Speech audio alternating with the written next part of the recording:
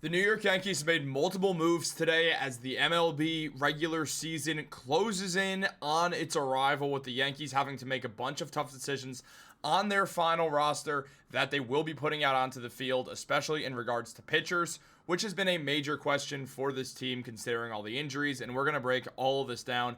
What's up, guys? Welcome back to Yankees Digest. It's Chris here, and we're going to jump right into things as always. And guys, if you're enjoying the content and are part of that 71% that's not subscribed to Yankees Digest, this is the place to be for all New York Yankees content. We're having a blast here. You guys make sure to be subscribed. We're closing in on 6,000 subscribers. You guys have been killing it recently.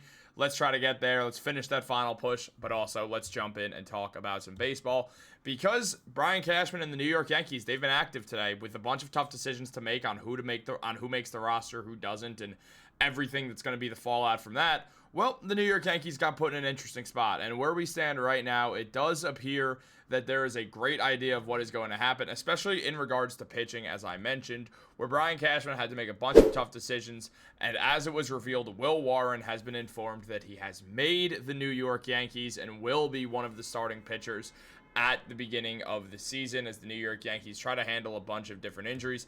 Now, on top of this, it's not just news on Will Warren. Chris Kirshner revealed the Yankees' entire rotation to be game 1, Carlos Rodon, 2, Max Fried, 3, Marcus Strowman, 4, Will Warren, and then they're still finalizing where they'll slot Carlos Carrasco in, as they do have off days throughout this time. Now, personally, I will say I don't want it to go Rodon, Warren, Strowman, or Rodon, Fried, Strowman, Warren, Carrasco, because you're putting a pitching rotation that has 2 lefties and 3 righties. You're just throwing 2 lefties and then the 3 righties. It should be 2 and 4 are the lefties.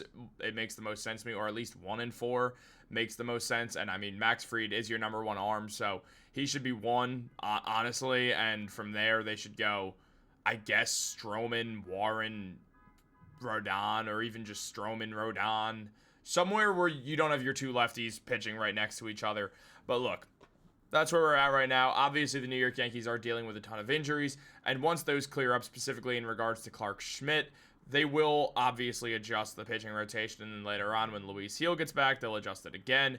So it does become interesting, as these 5 names, not all of them will be sticking around. There's 2 guys who are going to return this season. Clark Schmidt sooner rather than later, who is starting the season on the IL, but he will be back soon. It's just as he ramps up his production, and then he should be back pretty quickly. So we'll see one of Carrasco or Warren lose their spot, just depending on who's pitching better. We'll probably figure from there. Though it is more likely it is Will Warren, considering the Yankees do have an affinity for older pitchers and just older players in general for some weird reason. And on top of that, it is easier to throw Will Warren back into the minors than it is with Carrasco. So all that in mind, it's likely going to be Will Warren who Clark Schmidt takes the spot of, though I would rather be Carrasco. But that's all besides the point. I just want to see if Will Warren can show it in the major leagues. But it does add a bunch of more interesting storylines into the season. And this kind of shows what we saw already in regards to Carrasco. As Jack Curry did mention like a week ago now, that with the way Aaron Boone has raved about Carrasco's swing and miss stuff, indications are that Carrasco is likely to be in the rotation. He has an opt-out on March 22nd, which he did not take yesterday.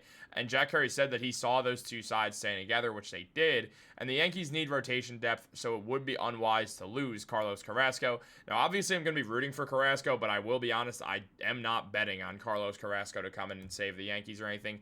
But looking at where the New York Yankees stand right now with all their pitchers, we're going to go in a bit of order on just how they're all looking from 1 to 5 right now.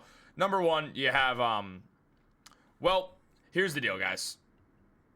In regards to Will Warren, he was good, and then he did trail off a bit, and now he has a 4.2 ERA going into the MLB regular season with a whip of 1.09. It's not necessarily bad from spring training. It's just a lot worse than what the numbers initially were. Meanwhile, you look at Carrasco as well, who's been balling. I mean, 1.69 ERA, great swing and miss stuff, as mentioned, in 5 games played, 4 of them starts.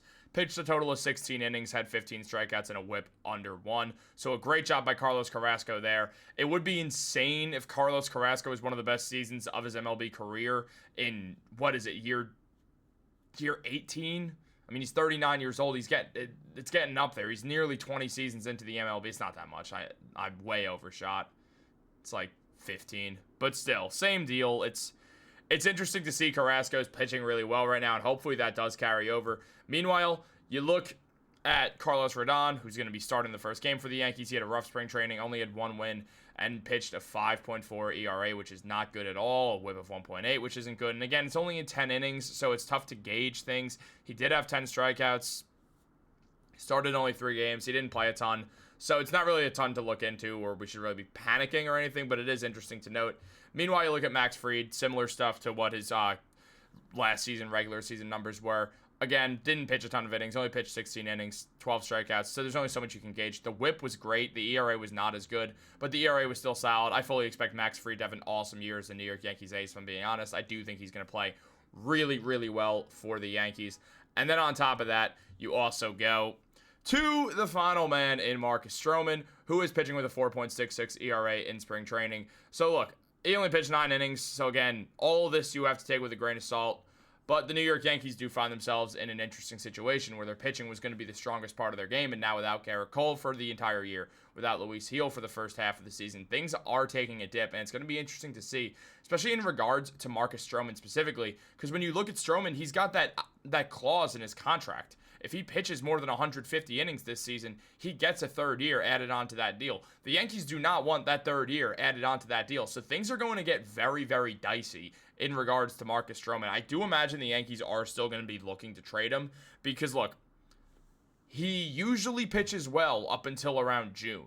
Sometime around June, Luis Gil is returning from injury. So it would make sense for the Yankees to be like, all right, let's get ahead of this a little bit and try to move Marcus Strowman, say he's pitching well after April and May, which history shows he's going to be. So it does make things very interesting to see how the New York Yankees are going to go about this, and if they're going to go about this using Marcus Strowman and just accepting that he's likely going to have that 3rd year, because that is torturing the Yankees right now. They're not going for anyone who's really going to cost money because Hal Steinbrenner doesn't want to jump above the next tax threshold, which means Brian Cashman's in a weird position. So things got very weird very fast with the Strowman situation, and it feels like old news now when it's still just something that's going to be affecting all year long. It's going to have an implication on this season, and I do imagine that the Yankees are still looking to trade Strowman at some point.